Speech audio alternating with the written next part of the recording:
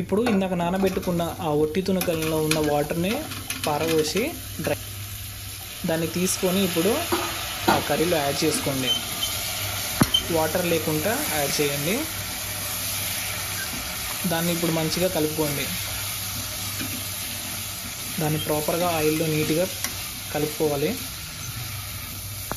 దాన్ని ఒక 2 మినిట్స్ నుంచి 5 మినిట్స్ వరకు ఉడకనివ్వాలి. ఇప్పుడు కాసేపు ఇప్పుడు అందులో కొంచెం సాల్ట్ వేసి నీట్గా కలుపుకోవాలండి. సాల్ట్ వేస్తేనే అది ప్రాపర్గా ఉడుకుతుంది.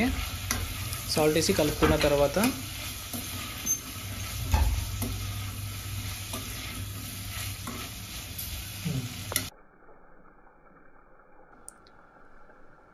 కొన్ని టమాటాలు మంచిగా ఇందాక కట్ చేసుకున్న టమాటాలు వేసుకోవాలి. ఆ టమాటాలు వేసుకొని కలుపుకొని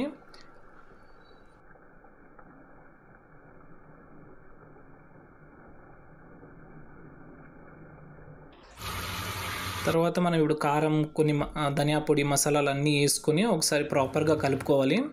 కలుపుకున్న తర్వాత ఒక 2 మినిట్స్ వాటిని ప్రాపర్గా ఉడకనివ్వాలండి. ఆ 2 మినిట్స్ ఉడికిన తర్వాత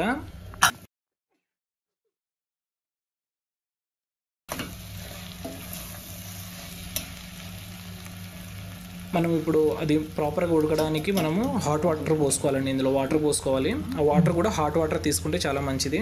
హాట్ వాటర్ ఎందుకంటే ఆల్రెడీ కుక్ అవుతున్న దాంట్లో కూల్ వాటర్ పోస్తే దాని టెంపరేచర్ అనేది తగ్గిపోతుంది. సో హాట్ వాటర్ ఉంటేనే ఇది ఒక 2 to 3 మినిట్స్ ఉడికిన తర్వాత ఇంకొకసారి అలా మిక్స్ చేసుకొని ప్రాపర్గా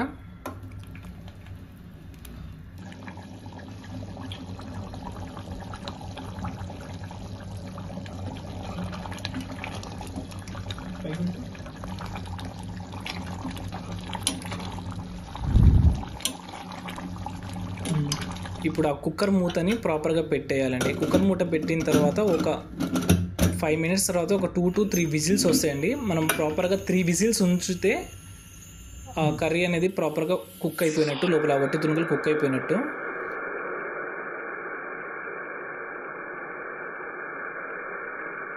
త్రీ విజిల్స్ పడ్డ తర్వాత ఆ గ్యాస్ ఆఫ్ చేసి ఆ విజిల్లో ఉన్న గ్యాస్ మొత్తం బయటికి తీసేసి, కుక్కర్లో ఉన్న గ్యాస్ మొత్తం బయటికి తీసేసి